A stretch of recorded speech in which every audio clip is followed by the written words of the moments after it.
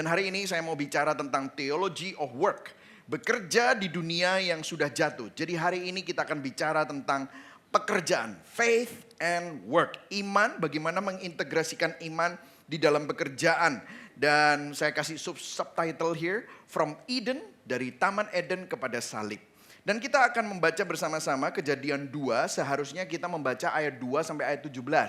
Tapi saya akan hanya baca ayat 2 sampai 3. Kemudian lompat 7 sampai 8, kemudian lompat 15 sampai 17. Jadi kita cuma hanya baca 5-6 ayat saja, oke? Saya akan bacakan yang genap, saudara baca yang ganjil, kita akan membaca bergantian. Kejadian 2 ayat 2. Ketika Allah pada hari ke-7 telah menyelesaikan pekerjaan yang dibuatnya itu, berhentilah ia pada hari ke-7 dari segala pekerjaan yang telah dibuatnya itu. Ayat 3, saudara. Allah memberkati dan menguduskannya karena ia berhenti dari segala pekerjaan penciptaan yang telah dibuatnya itu. Nah, kita lompat ayat yang ke-7. Kita baca sama-sama lagi karena saudara baca yang ganjil. 1, 2, 3. Karena itulah membentuk ke dalam hidungnya, demikianlah manusia itu menjadi.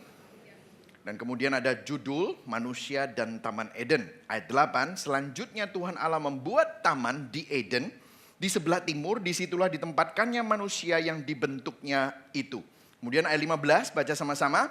Tuhan Allah mengambil manusia itu dan menempatkannya di dalam Taman Eden. Untuk apa? Mengusahakan dan memelihara taman itu. Lalu Tuhan Allah memberi perintah ini kepada manusia. Semua pohon dalam taman ini boleh kau makan buahnya dengan bebas. Ayat 17 sama-sama. Tetapi janganlah kau makan buahnya, sebab pada hari engkau memakannya pastilah engkau mati. Beginilah firman Tuhan. Nah, saudara, di awal tahun baru terasa seperti tombol reset. Kenapa? Di awal tahun baru biasanya ada target-target baru. Ada resolusi baru. Tapi pada saat yang sama, kalau saya mau tanya sama saudara dengan jujur, ada banyak kecemasan. Ada banyak anxiety di tahun baru. Kenapa? Karena ada tekanan-tekanan baru. Bagi banyak orang, tahun baru bukan cuma ganti kalender, tapi tahun baru menjadi ujian identitas. Kenapa? Saudara bertanya dalam hati, apakah tahun ini bisnisku akan lebih cuan dari tahun lalu? Apakah aku sebagai seorang profesional akan lebih berhasil? Apakah aku sebagai seseorang berperforma dan memiliki hasil sehingga harga diriku ini masih berarti? Dan seringkali kita menilai semua pertanyaan itu dengan sebuah pandangan terutama terhadap pekerjaan. Karena kita berpikir dengan kerja, kalau kerjaanku berhasil, maka aku bernilai. Kalau kerjaanku sukses, maka I am somebody. Kalau di pekerjaan aku berprestasi dan di pekerjaan aku memiliki pencapaian, di situ aku menemukan harga diriku. Sehingga kalau kita cek hati kita, sering kali tanpa kita sadari, kita ini nggak kerja untuk hidup, tapi terbalik, saudara. Kita hidup untuk kerja. Kenapa? Karena kita kerja untuk membangun makna hidup. Kita kerja untuk cari pengakuan. Kita kerja supaya aku dianggap sukses. Dan pelan-pelan tanpa sadar, pekerjaan berubah menjadi altar penyembahan. Produktivitas dan karir berubah jadi ukuran harga diri. Itulah sebabnya kalau saudara gagal, itu bukan cuma hanya menyakitkan tetapi sangat memalukan. Dan seakan-akan saudara hancur harga dirinya. Jadi burnout itu bukan soal fisik saja. Tetapi ada yang salah di dalam hati kita. Hari Senin terasa sangat berat bukan karena kerja kerasnya. Tetapi karena kerja kita memikul beban yang tidak seharusnya kita pikul. Beban itu adalah untuk membuktikan harga diri kita. Dan tanpa kita sadari ini menjadi fokus kita. Saudara, masalahnya bukan karena kita kurang kerja keras. Tetapi karena kita gagal paham di dalam memandang pekerjaan. Katakan kepada kanan kirimu, jangan gagal paham bro. Nah, oke. Jangan gagal paham dalam memandang apa? Kerjaan. Karena kalau saudara salah memandang pekerjaan, kamu akan selalu stres. Kamu akan kehilangan makna hidup ini. Makanya hari ini kita akan belajar melihat pekerjaan dengan lensa Injil. Supaya saudara nggak cuma hanya lebih sibuk, tetapi saudara bisa lebih hidup. Saudara nggak cuma hanya lebih sukses, tetapi saudara juga bisa semakin serupa dengan Kristus. Nah, itulah sebabnya saya mengajak saudara di Kejadian 2 untuk belajar dari mana makna kerja itu. Kita kembali kepada kitab Kejadian, bukan dari apa kata dunia, tetapi apa kata Tuhan di dalam firman-Nya. Ini adalah fondasi teologi kerja. Dan dari teks ini kita melihat 3 hal besar tentang pekerjaan. Yang pertama adalah martabat dan makna pekerjaan, creation. Yang kedua, kerapuhan dan beban pekerjaan, the fall, kejatuhan. Jadi penciptaan semuanya baik, tetapi kemudian ada kejatuhan di mana semuanya kacau. Kemudian yang ketiga, bagaimana Injil memulihkan pekerjaan. Istirahat Injil yang memulihkan pekerjaan. Redemption. Nah, mungkin let me just say this before we start ya. Kenapa kok ini penting sekali untuk kita memahami teologi pekerjaan. Pastor Mike itu kalau khotbah selalu doktrin gitu ya saudara. Percaya saudara. Kalau nggak ada ini, saudara akan kacau. Karena begini, kalau kita hanya bicara misalnya, saudara banyak pendeta bilang pekerjaan itu mulia, tapi berhenti di situ. Saudara akan jadi idealis dan saudara akan kecewa. Karena ternyata pekerjaan tidak semulia yang kamu pikir. Tapi ada banyak orang yang berkata, oh kita jangan idealis lah, kita realistis saja. Karena pekerjaan itu berat, banyak tantangan. Kalau kita berhenti di situ, apa yang terjadi? Saudara akan sinis. Saudara akan sinis dan saudara akan pahit dengan kehidupan. Makanya banyak orang depresi. Banyak orang kehilangan hope, hopeless. Atau saudara mungkin sering mendengar gini, jangan takut dalam pekerjaan Yesus pasti menolong. Puji Tuhan benar, tapi kalau cuma berhenti di situ, itu terlalu klise. Terlalu naif, terlalu rohani, spiritual tapi tidak realistis. Nah, tahukah saudara, Alkitab memegang ketiga-tiganya. Pekerjaan itu mulia karena di awal creation Tuhan menciptakan pekerjaan. Tetapi pekerjaan memang berat dan penuh tantangan. Kenapa? Karena manusia jatuh dalam dosa. Makanya kalau kamu kerja ada duri yang keluar. Makanya kalau kita kerja berpeluh, susah payah. Tetapi puji Tuhan, Yesus menolong. Ada istirahat Injil yang memulihkan pekerjaan. Makanya kalau saudara punya lensa yang benar, ketiga-tiganya ini benar. Ya, jadi kita akan mulai dengan yang pertama, martabat dan makna pekerjaan creation. Yang siap belajar katakan yes. Nah, kenapa? Karena kita mulai dengan ini, karena sebelum pekerjaan jadi berat, sebelum pekerjaan jadi melelahkan, ternyata pekerjaan itu diciptakan oleh Tuhan sendiri. Nah, kita baca sama-sama ayat 2. Ya, saya akan baca buat saudara. Ini saya tahu saudara sudah baca beberapa kali. Minggu lalu juga udah baca. Tapi saya mau saudara perhatikan ini. Ketika Allah pada hari ke-7 telah menyelesaikan pekerjaan yang dibuatnya itu. Stop dulu. Allah itu di surga duduk ongkang-ongkang diam atau dia kerja? Boleh dijawab? Kerja. Lihat, ketika Allah pada hari yang ke-7 telah apa? Menyelesaikan pekerjaannya. Habis kerja, terus kemudian berhentilah ia pada hari yang ke-7 dari segala pekerjaan yang telah dibuatnya. Kemudian ayat ketiga, lalu Allah memberkati hari ke-7 itu, menguduskannya. Dan pada hari itulah ia berhenti dari segala pekerjaannya. Jadi kalau saudara lihat, begini. Allah bekerja, Allah berhenti, dan Allah memberkati. Jadi Alkitab dimulai bukan dengan Allah duduk diam, tapi Allah sendiri bekerja. Dan dia berhenti bukan karena dia lelah, tetapi dia mau menikmati ciptaannya. Dan dia memberkati ciptaannya. Kenapa ini sangat penting? Karena artinya begini, pekerjaan bukan ide manusia. Pekerjaan itu berasal dari Tuhan sendiri. Karena Tuhan juga kerja. Jadi bagi saudara yang malas kerja bertobat karena Tuhan aja kerja. Kalau saudara nggak kerja, ciptaan nggak kerja, saudara menyalahi kodratnya apa yang menjadi ciptaannya Tuhan. Dan saudara lihat ayat selanjutnya apa yang terjadi. Kemudian ayat yang ke-7. Ya, ketika itulah Tuhan Allah membentuk manusia itu dari debu dan tanah dan mengembuskan nafas hidup ke dalam hidungnya. Demikianlah manusia itu menjadi makhluk yang hidup. Nah mungkin Anda bingung ya, soalnya gini, ada yang pernah nanya sama saya, minggu lalu juga ada anak-anak muda yang nanya, ya anak-anak muda biasanya sangat kritis. Pastor, itu kejadian itu kan, di kejadian 1 kan sudah ada penciptaan. Hari pertama, hari kedua, hari ketiga, hari keempat, hari kelima, hari keenam Allah menciptakan manusia. Hari ketujuh, Kejadian 2. Loh, Kejadian 2 ayat 7 sampai 8 kok ada manusia diciptakan lagi? Berarti manusia diciptakan 2 kali ya? Wah, gitu ya. Mungkin itu ya yang namanya evolution. Wah, kan gitu kan. Ada pertanyaan-pertanyaan. Nah, begini saudara. Saya ingin memberikan saudara sedikit pelajaran teologi. Nggak apa-apa ya saudara ya? Itu tadi di depan ada yang teologinya mantap. Wah, ya kan, biarlah saudara nanti juga bisa belajar ya saudara ya. Kenapa kok seakan-akan Kejadian 1 ada penciptaan dan Kejadian 2 ada penciptaan sekali lagi. Nah, Kejadian 1 ceritanya adalah kita melihat dunia dari gambar besar. Zoom out. Jadi kalau saudara lihat itu kayak misalnya saudara pergi ke sebuah gedung, saudara mungkin di lobi, saudara bisa lihat gambar skema dari seluruh gedung. Jadi Kejadian 1 kita bisa melihat seluruh penciptaan secara menyeluruh urut hari demi hari. Tetapi Kejadian 2 seperti kamera zoom in. Jadi yang Kejadian 1 zoom out, Kejadian 2 zoom in mendekat ke satu tempat. Di mana? Taman Eden. Apa yang diciptakan? Manusia. Relasi Allah dengan manusia itu dan makna pekerjaan. Jadi ini bukan dua cerita yang berbeda, tetapi satu cerita dari dua sudut pandang.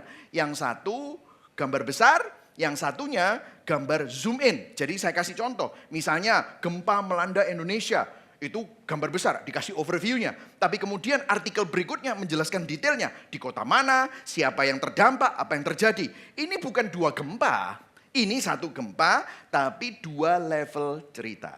Amin saudara ya, paham ya? Nah apa yang terjadi di sini? Tuhan Allah membentuk manusia itu dari debu dan tanah. Katakan sama-sama debu dan tanah. Dan bahasa Allah membentuk, itu membentuk dengan tangannya. Terus kemudian selanjutnya Tuhan Allah membuat taman di Eden. Kata-kata membuat itu konotasinya seakan-akan Tuhan berkebun. Tuhan nanam tanaman, saudara. Artinya begini, saudara. Coba perhatikan, tangan Tuhan ada di tanah, tangan Tuhan ada di debu. Allah membentuk manusia dari debu, Allah menanam dan membentuk taman. Perhatikan kenapa ini penting. Allah tidak malu bekerja dengan tangannya, di mana? Di debu dan tanah. Ternyata Tuhan melakukan manual labor, kerja kasar, menanam taman, membentuk manusia. Artinya kerja dengan tangan itu bukan kutuk. Tetapi kerja dengan tangan, kerja yang kelihatannya kotor, itu bagian dari kemuliaan ciptaan. Kenapa ini penting? Ini menghancurkan pandangan bahwa kerja fisik, kerja pakai tangan, kerja yang ada hubungannya dengan tanah, debu, dengan taman, bercocok tanam, petani, berkebun, itu hina. Siapa bilang? Karena dari awal Tuhan mengerjakannya. Ini berbenturan dengan filsafat kuno di dunia Yunani dan Romawi. Materi dianggap rendah, roh dianggap tinggi. Makanya zaman dulu kalau kamu kerja manual itu merendahkan martabat manusia. Padahal tidak seperti itu. Buktinya Tuhan mau kerja dengan tangannya. Alkitab membuka dengan Allah bekerja di tanah dan debu. Dan kalau sudah perhatikan, di dalam perjanjian baru, inkarnasi Yesus Kristus menguatkan pesan ini. Yesus menjadi manusia. Kerjanya apa? Kerjanya apa? Tukang kayu. Kayu dari mana? Dari hutan, dari tanah. Tukang kayu kerja pakai apa? Tangan. Wah, Yesus ternyata nggak malu kerja dengan tangannya. Dan apa yang terjadi? Tuhan menghargai fisik. Tuhan menghargai tubuh. Kenapa? Yesus bangkit dengan tubuh. Kalau dunia fisik gak penting, kenapa Allah kok mau jadi manusia dan jadi tukang kayu? Kalau kerjaan gak penting, kenapa kok harus kebangkitan tubuh? Pengakuan iman rasuli kita apa? Aku percaya pada kebangkitan tubuh. Kenapa kok Roma 8 mengatakan satu hari ciptaan akan dipulihkan? Injil menegaskan apa? Bumi, tanah, pohon, binatang, tumbuh-tumbuhan, hutan, lingkungan hidup, makanan. Ini nggak akan dibuang. Ini akan diperbarui. Ini akan dipulihkan. Jadi apa implikasinya untuk pekerjaan? Mungkin saudara tanya, ini ada hubungannya apa dengan pekerjaan? Oke, saya jelaskan. Maksudnya apa? Ada dignity in all work. Ada martabat di semua pekerjaan. Tidak ada pekerjaan kelas 2. Orang berpikir kalau orang masih kerja pakai tangan, itu kerjaan kelas 2. Yang hebat tuh kalau kamu jadi eksekutif. Wah, kerja kantoran di belakang meja. Saudara, tidak ada pekerjaan kelas 2. Semua pekerjaan yang membawa keteraturan dari kekacauan itu mencerminkan siapa Tuhan. Jadi kalau saudara masak jadi chef, saudara produksi di pabrik, saudara membersihkan rumah, saudara menggali got, parit, saudara mengajar anak, saudara komputer programming, saudara pedagang, bertani, berkebun, bercocok tanam, agriculture business, beternak, semuanya mencerminkan Allah yang mencipta. Kenapa? Karena saudara memakai sesuatu yang dari mentah, kacau, diolah jadi teratur. Jadi kerjaan yang paling sederhana pun punya martabat. Kenapa ini penting? Karena begini saudara. Ada pola pikir yang kurang sesuai dengan firman Tuhan yang secara spiritual sering dibicarakan di mana-mana. Oh, yang penting itu yang rohani. Yang penting itu jiwa selamat. Dunia ini akan binasa, dibakar di neraka, gitu saudara ya. Siapa yang bilang? Iya, jiwa selamat. Tapi banyak orang bilang, kerja nggak penting. Udahlah kamu melayani Tuhan saja. Jadi melayani Tuhan dianggap di dalam gereja yang paling penting. Tapi kalau di luar gereja dianggap sekunder atau sekuler. Tapi Alkitab nggak pernah ngajar gitu. Saat kamu kerja, kamu sedang memuliakan Tuhan. Yang setuju katakan amin. Saat kamu kerja, kamu sedang melayani Tuhan. Yang setuju katakan amin sekali lagi. Jadi saudara, kalau hidup saudara mungkin gini. Aduh, aku ini bosen hidupku kerja terus. Hidup hanya ordinary life. Tahukah saudara, hidup ordinary life itu Tuhan hargai. Allah tidak mengajar kita kabur dari dunia, tapi mengusahakan dunia, memperjuangkan dunia sambil menantikan pemulihan dan pembaharuan yang sejati di langit baru dan bumi yang baru. Jadi hidup saudara yang kerja setiap hari itu bukan panggung sementara, tapi saudara sedang berpartisipasi dalam mengusahakan dan memelihara ciptaan Tuhan dan merupakan bagian dari rencana kekal Allah. Yang setuju katakan amin. Amin. Yang amin 2 orang ya saudara ya. Berat ya saudara ya. Oke, gak apa-apa. Kita nanti akan lihat semakin ke belakang saudara akan semakin nangkep. Jadi kalau saudara bilang, ini ngomong apa sih gitu ya saudara ya. Sabar, katakan sebelah kanan kirimu. Sabar dulu, sabar. Nanti kamu pasti akan nemu koneksinya. Nah saudara, kalau saudara baca Ayub 39. Saya ini sampai sempat menulis ya. Saya tanya logos itu ada app itu ya. Di situ saya bisa cari ayat Alkitab yang bicara tentang ciptaan. Dan muncul kalau saudara baca Ayub 39. Ayub 39 itu bicara gini. Ayub lagi menderita. Terus dia tanya sama Tuhan. Aku nih kenapa kok ngalami ini? Terus Tuhan gak memberikan kuliah teologi atau kuliah filsafat. Tapi dia bawa Ayub ke kebun binatang ciptaannya. Menarik saudara. Dan Tuhan menyebut satu persatu binatang. Dia pertama, kalau sudah baca Ayub 39, dia bicara tentang kambing gunung dan rusa. Ayo kon. Pernah kelihat kambing gunung? Ya, kan jarang kan? Tapi Tuhan bilang gini, kambing gunung dan rusa itu melahirkan di tebing curam tanpa bantuan manusia. Siapa yang memelihara? Aku. Tuhan bilang gitu. Dia bicara tentang keledai liar yang hidup bebas dan tidak mau dijinakkan. Siapa yang memelihara? Aku, manusia gak mau keledai liar, tapi aku yang memelihara. Dia bicara tentang lembu hutan yang kuat tapi gak mau dipakai untuk membajak ladang manusia. Kenapa? Lembu hutan itu liar. Dia bilang, siapa yang memelihara? Aku. Dia bicara tentang burung unta. Wih, burung unta ada loh di Alkitab. Yang kelihatannya bodoh karena meninggalkan telurnya, tapi bisa berlari begitu cepat sampai mentertawakan kuda. Wah, itu ceritanya begitu. Siapa yang memelihara burung unta? Aku. Lalu Tuhan bicara tentang kuda perang. Suaranya, ringkiknya, dan surainya, ototnya, derap langkahnya penuh dengan wibawa. Dan Tuhan menutup dengan elang dan raja wali. Terbang tinggi, bersarang di tebing yang tidak terjangkau oleh manusia. Siapa yang memelihara itu semua? Aku. Dan dia bilang, aku menikmati ciptaanku. Allah bersuka cita atas ciptaan. Bukan karena berguna bagi manusia, tetapi karena indah bagi dia. Dia bilang gini, Kalau ciptaan yang kamu tidak anggap berguna itu aku pelihara. Apalagi kamu, Ayub. Aku menganggap engkau berharga. Bukankah itu firman Tuhan bagi kita juga? Yang setuju katakan amin. Jadi hari ini kalau saudara ini pusing. Saudara ingat, ada binatang-binatang yang tidak berharga buat manusia, tapi berharga buat Tuhan. Itu aja Tuhan pelihara. Apalagi saudara. Katakan sama-sama, apalagi saya. Amin saudara. Berikan tepuk tangan buat Tuhan karena Tuhan setia. Amin saudara. Ya, jadi Allah menciptakan banyak makhluk yang tidak pernah kita sentuh.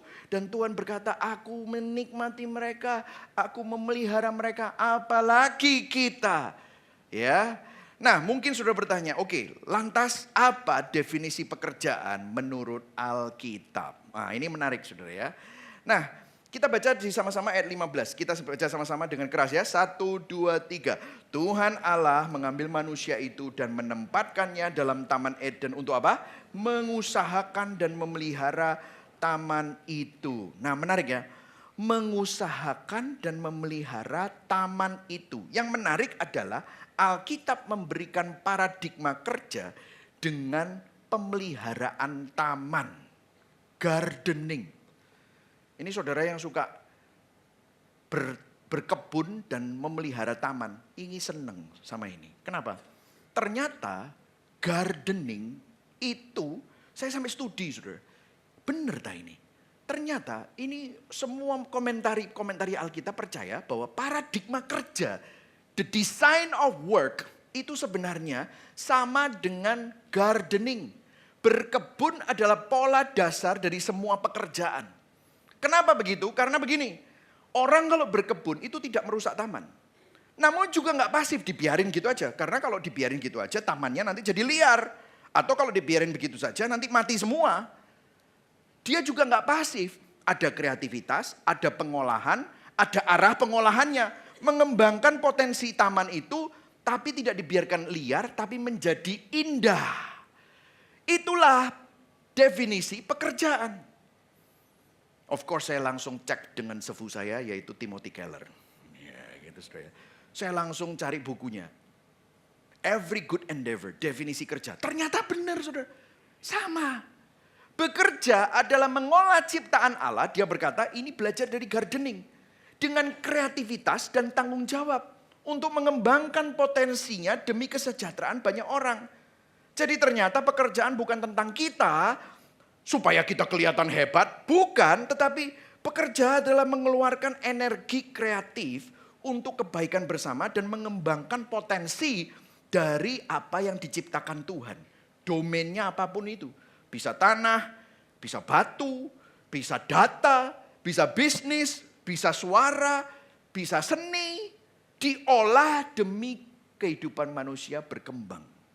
Nah saya kasih contoh ya, Kalau saudara lihat musik, saudara musik itu kan suara mentah, dijadikan instrumen, kemudian instrumen itu digabung dengan instrumen yang lain, dijadikan sebuah lagu. Terus saudara bisa gini, enak ya lagunya. Saudara lihat ya ini ya, ini kan drum, tapi drum ini drum elektrik loh saudara. Kayak akustik ya, ini kan dulu awalnya ya akustik. Nah sebelum ada drum ini apa? Genderang. Dulu mungkin enggak tahu pakai apa.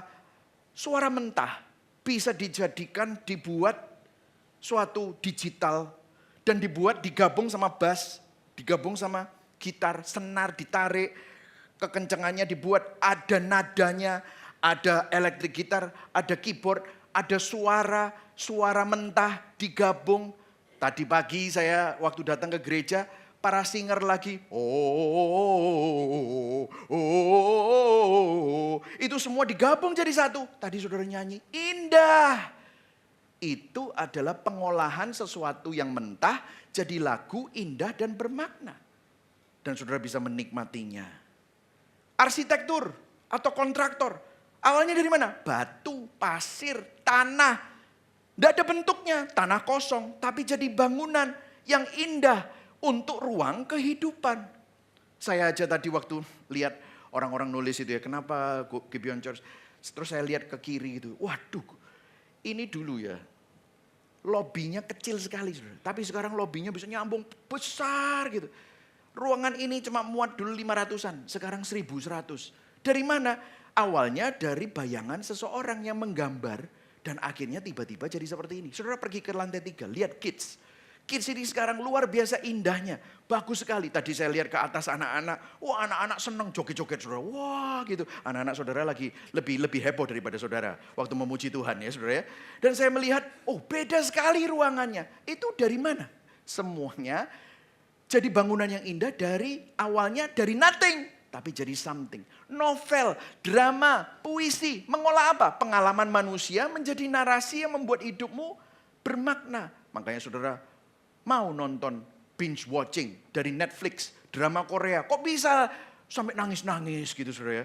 Sampai wah membicarakannya dengan teman-teman gitu. Kenapa? Itu awalnya dari sesuatu yang pengalaman manusia dan dibuat sebagai suatu seni. Saudara, saudara kalau saudara perhatikan ya. Semua domain-domain ini diberikan Tuhan. Mark Knowles di dalam bukunya Scandal of the Evangelical Mind, ya saudara. Are you with me? Yes. Apakah saudara menangkap apa yang saya katakan?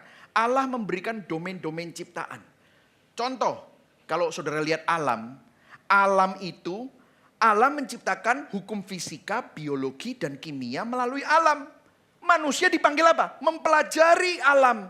Supaya dapat apa? Ilmu biologi, ilmu fisika, ilmu kimia.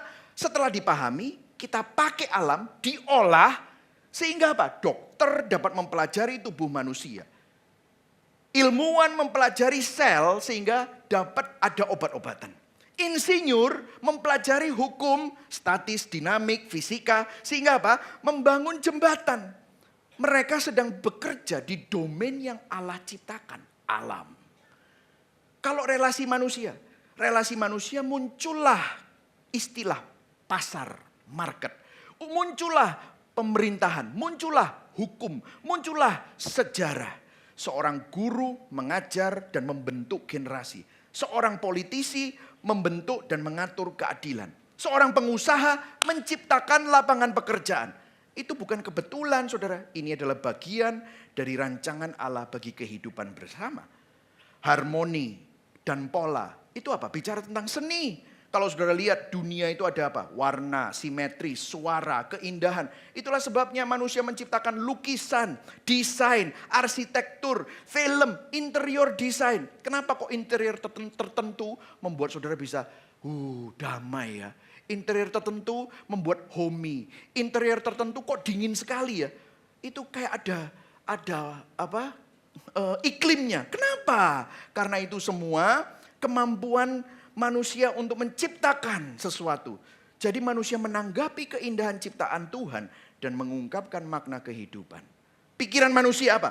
Filsafat, psikologi. Allah memberikan akal budi, kemampuan merenung, kemampuan bermoral, kemampuan untuk merenungkan makna hidup.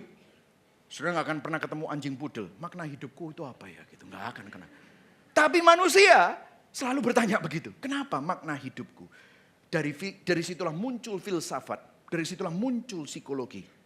Dan Allah terus menopang agar pikiran manusia dapat memahami dunia ciptaan.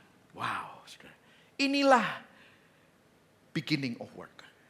Ada seorang investment banker, dia mengkonekkan pekerjaannya dia sebagai venture capitalist dan investment banker dengan Allah Tritunggal. Di dalam bukunya Call to Holy Worldliness, ditulis tahun 1983. Dia bilang begini, Allah Tritunggal punya resource, kasih, komunitas, kemuliaan. Tapi dia tidak menyimpannya. Dia menginvestasikannya dan menciptakan ruang agar makhluk lain ikut menikmati.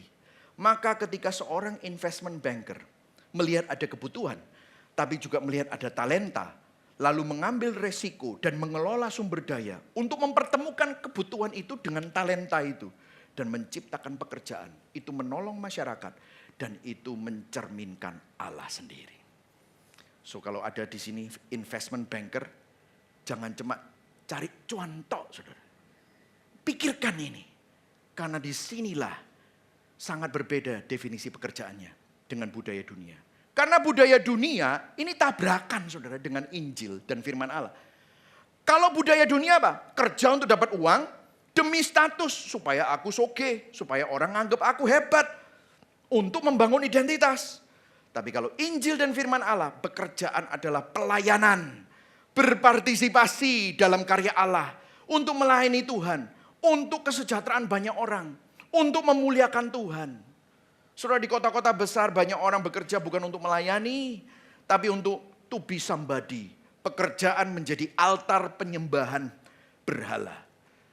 Saudara, saya pernah bahkan ini bukan cuma hanya orang dewasa, anak-anak muda juga seperti ini. Saya pernah bicara di salah satu retreat SMA ya saudara ya, di awal-awal pelayanan saya. Dan ada murid yang pernah ngomong, saya biasanya setelah sesi saya menyediakan diri untuk ketemu sama siswa-siswi. Dan ada salah satu siswa dibawa sama gurunya, "Pak, si ini mau ngomong sama Bapak," gitu. Terus dibisik saya, ini anaknya pinter sekali Pak. Gitu. Anaknya pinter sekali, selalu A. Dia high achiever. Oke. Ya terima kasih. Saya duduk. Saudara tahu anaknya ngomong apa? Pak Pastur. Mau dia panggil saya Pak Pastur. Pikirin nama saya Pastur gitu ya saudara. Pak Pastur. Tak pikir pinter. Gak bercanda. Pak Pastur. Saya ini stres. Loh, saya pikir kan anaknya pinter. Kenapa? Gini Pak. Saya itu selalu lihat nilai saya A. Tapi kalau saya dapat B+,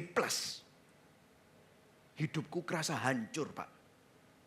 Saya langsung ngomong, mati aku. Loh, seperti itu? Iya, kenapa? Karena Pak, kalau saya nggak dapat A, saya nanti nggak bisa masuk ke universitas elite Ivy League. Saya pengen masuk Harvard, saya masuk Princeton, Yale. Kenapa kamu kok pengen masuk sana? Ya kalau saya masuk sana, saya ini jadi orang Pak. Ya kan saya pernah ngomong, sekarang bedes mungkin itu ya, tidak tahu. Ya kan? Saya jadi orang, saya ini membuat papa mama saya bangga. Wah. Dan kalau saya bisa masuk sana, artinya saya punya masa depan Pak. Saya jadi somebody. Ini menggambarkan teologi palsu yang membangun anak-anak kita. Aku bernilai kalau aku hebat. Ini menggambarkan generasi yang menjadikan performa sebagai penentu nilai diri. Masih umur 16 tahun, stres. Bagaimana kalau B plusnya tiba-tiba jadi C? Dan itu ada beberapa, bisa bunuh diri saudara. Saudara, Dorothy Sayers di dalam bukunya Why Work? Orang sering memilih profesi bukan karena panggilan, tapi demi status dan posisi sosial. Tadi saya baru ceritakan itu anak-anak bisa berpikir begitu. Pasti saudara dan saya juga begitu. Artinya banyak orang memilih pekerjaan bukan karena panggilan, tetapi karena apa? Supaya aku dapat duit dan naik kelas dalam dunia. Quote ini mengingatkan kita bahwa pekerjaan bukan alat naik kelas sosial, tetapi seharusnya panggilan untuk melayani Tuhan. Kenapa ini penting saudara? Kenapa saya ngomong ini? Karena selama kita memandang pekerjaan sebagai alat cari uang dan demi status dan harga diri, saudara tidak akan pernah mengalami sukacita dalam kerja. Saudara akan selalu stres, saudara akan selalu tidak bisa menikmatinya. Inilah sebabnya saya masuk ke dalam poin yang kedua. Kerapuhan dan beban pekerjaan, the fall. Saudara kalau saudara perhatikan di ayat 16 dan 17. Ayat 17 saja, baca sama-sama. 1, 2, 3. Tetapi pohon pengetahuan tentang yang baik dan yang jahat itu janganlah kau makan buahnya. Sebab pada hari engkau memakannya pastilah engkau mati. Nah apa yang terjadi di Kejadian 3, Adam dan Hawa makan buah itu. Apakah mereka langsung mati? Well, mereka tidak langsung roboh mati. Tetapi kematian masuk sebagai realita yang tidak terhindarkan. Dan sejak saat itu segala sesuatu mulai fall apart. Segala sesuatu mulai pelan-pelan rusak. Ada binatang buas, ada duri yang keluar. Pekerjaan jadi susah. Semuanya mulai fall apart. Dulu sebelum manusia jatuh dalam dosa, tidak ada hukum kedua termodinamik. Tapi makna mati itu lebih dari fisik.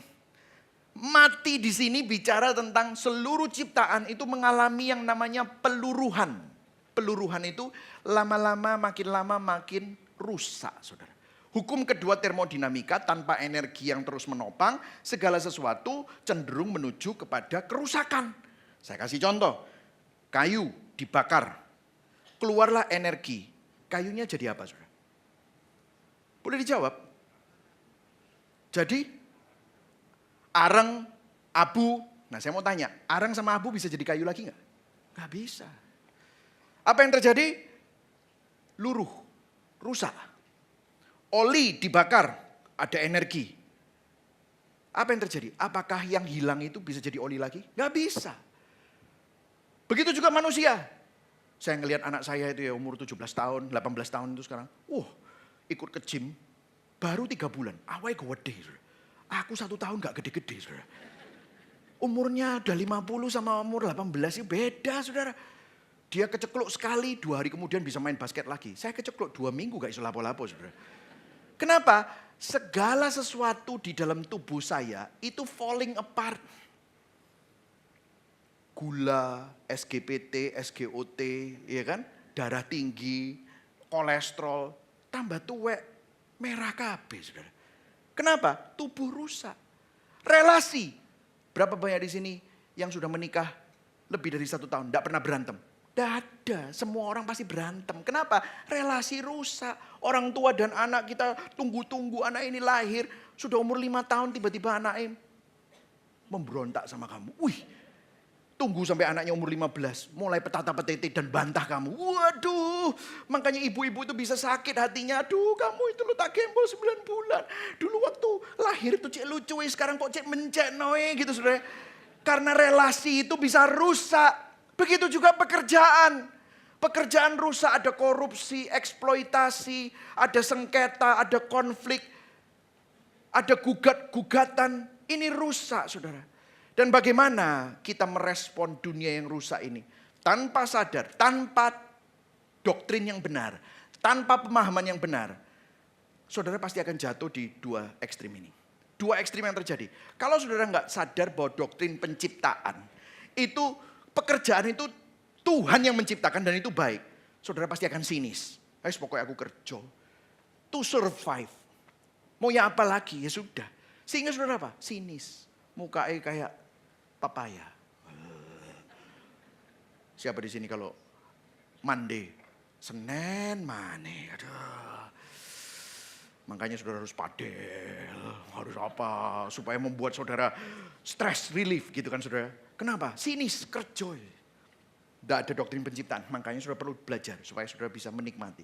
Tapi tanpa doktrin kejatuhan, nah ini Gen Z biasanya. Idealis, kan Gen Z itu kan 2 tahun kerja, ini pekerjaan tempat ini tidak sesuai sama vibe-ku. Wah kan gitu kan. Aku perlu kerja di tempat lain yang bisa menerima aku dan menghargai aku apa adanya. Gitu. Bos-bos ini pret gitu kan saudara. Gak usah kerja sekalian naik gitu kan. Jadi pekerjaan harus ideal. Pekerjaan tuh harus sesuai passion. Pekerjaan tuh harus harmonis, harus selalu mulus gitu ya. Tanpa doktrin kejatuhan kamu jadi idealis. Tapi tidak realistis. Akhirnya tidak mau kerja. Saudara. Padahal realita pekerjaan itu. Things fall apart.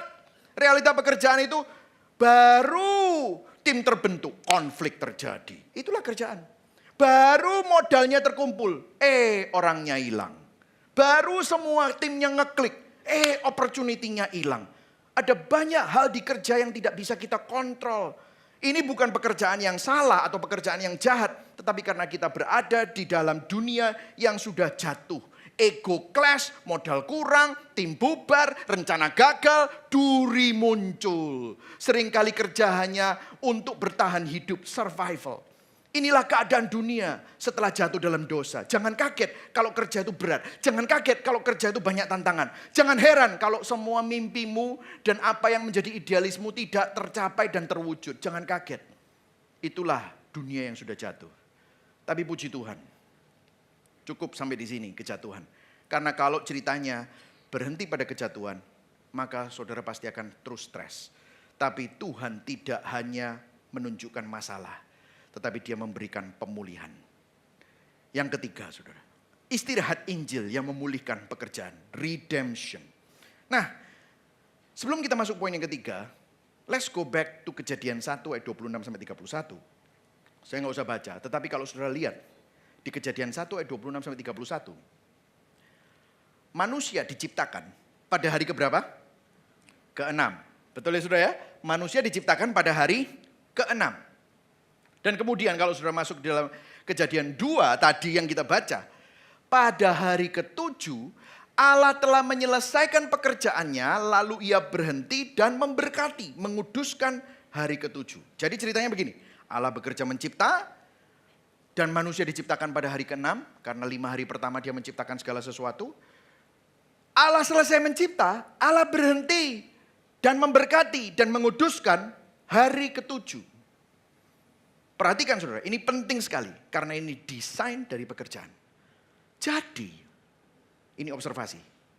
Hari pertama manusia, pada waktu Adam buka mata, hari ke-6. Hari pertamanya, besoknya, itu bukan hari kerja.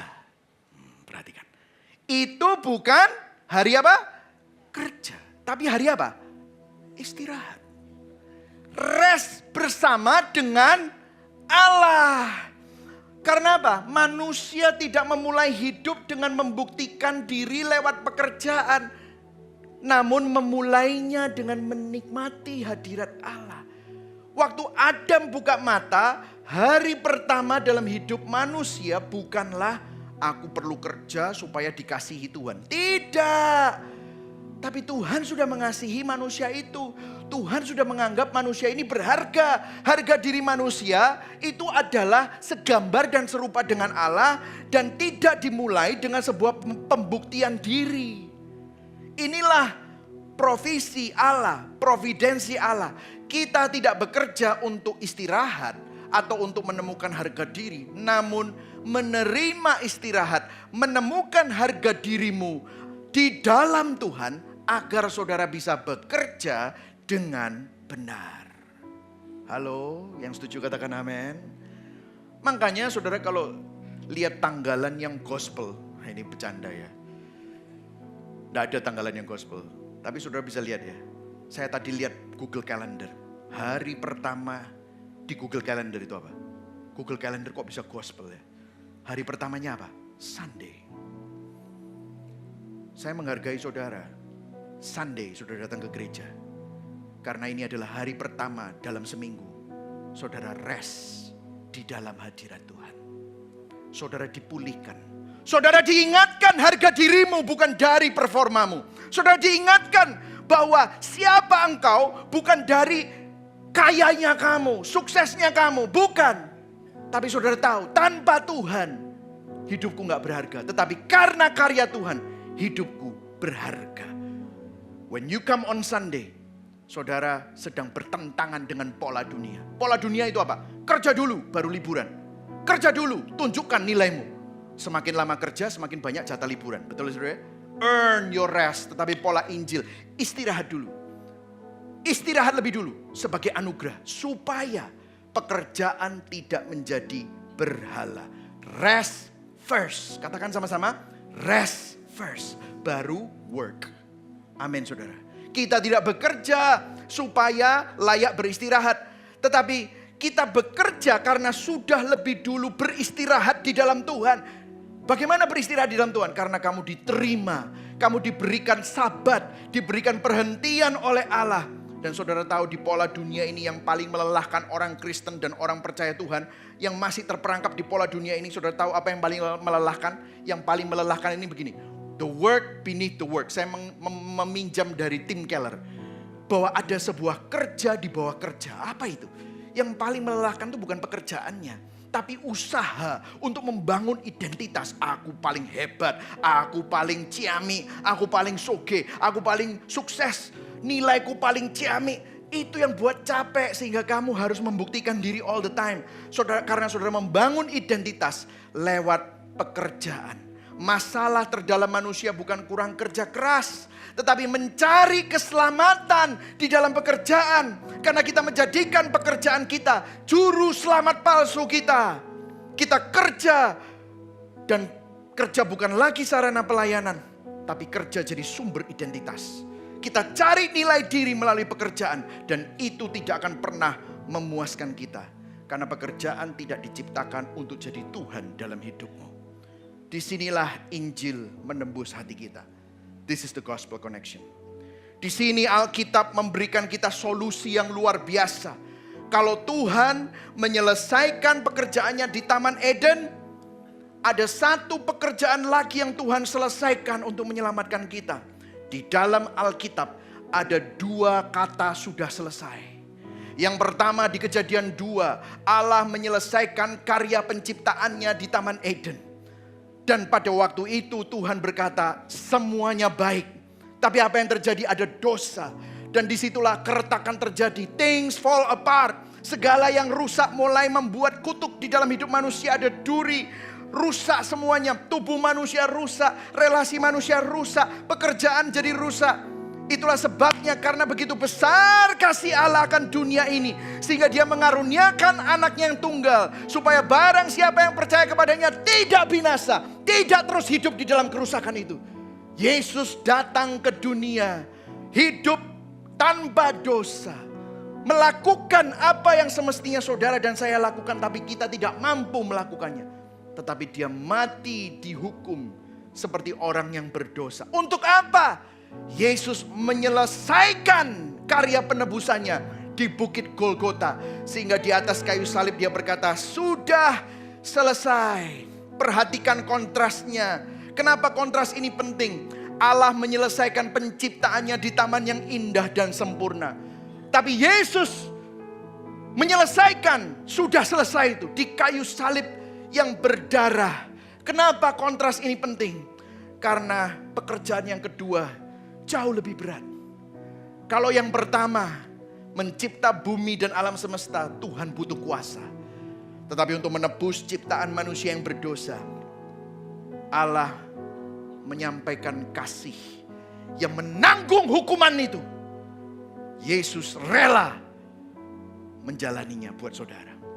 Dia tidak berkata sudah selesai setelah kita beres. Tapi Yesus berkata sudah selesai untuk menebus kita. Dia harus menyelesaikannya, dia harus menjalaninya. Dia terus menjalaninya dengan tabah melalui salib. Sampai dia berkata sudah selesai. Supaya kita berhenti membuktikan nilai diri kita yang hilang karena dosa. Disinilah Injil adalah substitusi. Yesus menggantikan kita. Yesus hidup bagi kita. Mati bagi kita. Menyelesaikan pekerjaan kita. Supaya hari ini Allah gak ngomong sama kita, kerja lebih keras supaya kamu layak. Enggak. Tapi berkata, di dalam Kristus kamu sudah diterima. In Christ you have rest. Di dalam Kristus kamu menerima kelegaan. Di dalam Kristus kamu menerima rest. Dan itu mengubah segala-galanya. Beberapa waktu yang lalu saya sempat ngobrol dengan seseorang. Dia seorang yang cukup sukses, saudara, di dalam pekerjaannya. Tapi dia bilang sama saya, Pastor Mike, saya capek. Bukan capek fisik, tapi capek hati. Kenapa? Karena rasanya apapun yang saya capai selalu tidak cukup. Kalau target tercapai, sebentar senang. Tapi besok muncul target baru, aku langsung stres. Kalau hari ini dipuji, sebentar lega. Tapi aku tahu besok pujian kemarin sudah tidak berarti. Aku harus cari pujian yang lebih besar. Atau kalau enggak, orang lain yang dipuji, bukan lagi aku. Dan dia membuat dirinya capek. Dan ada satu kalimat yang menghantam saya. Dan itu juga membuat saya berpikir. Dia bilang gini, saya sadar saya bukan cuma kerja untuk nafkah. Saya kerja untuk cari harga diri. Dan itu saya sadar, ini bukan cerita eksklusifnya dia. Tapi itu cerita kita semua. Kita bawa tas kerja kita ke kantor sebagai beban untuk membuktikan diri.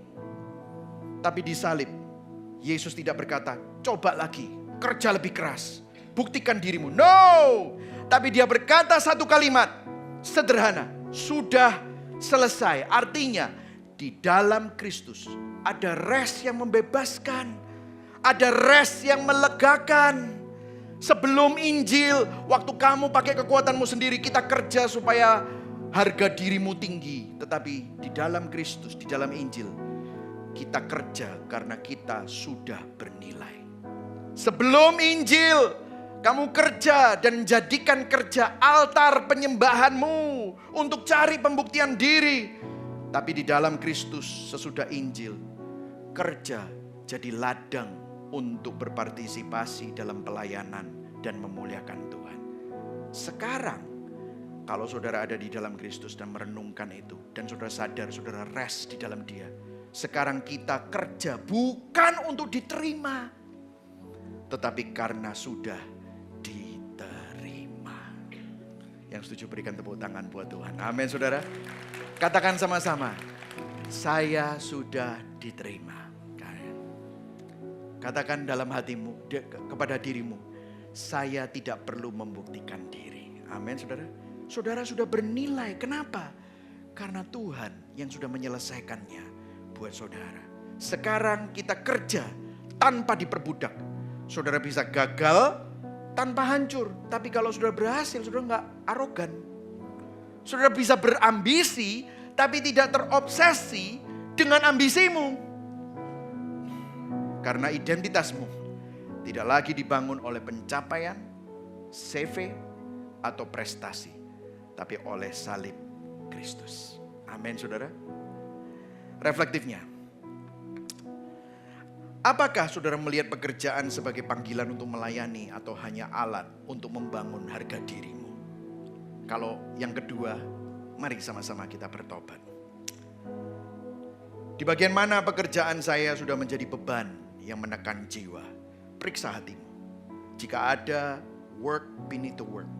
Mungkin saudara kerja itu untuk membuktikan diri. Bertobat. Beristirahatlah di dalam Kristus. Ingat, hari ini saudara sedang beristirahat, mengkalibrasi hati. Apakah hatimu sudah sungguh-sungguh beristirahat? Rest, katakan sama-sama rest. Dalam karya Kristus yang sudah selesai, atau kamu masih bersandar dengan performamu sendiri? Hari ini kembali kepada Kristus. Amin. Mari sama-sama bangkit berdiri. Saudara diberkati hari ini. Amin. Ya, biarlah saudara bisa mendapatkan pandangan yang baru. Kita akan menyanyikan lagu Crisis Our Life and Hope in Life in Death. Crisis Our Hope in Life in Death. Saya akan membacakan. Orang berinjil kerja keras dan rajin dengan ucapan syukur bukan untuk membuktikan diri sehingga tidak diperbudak oleh pekerjaannya.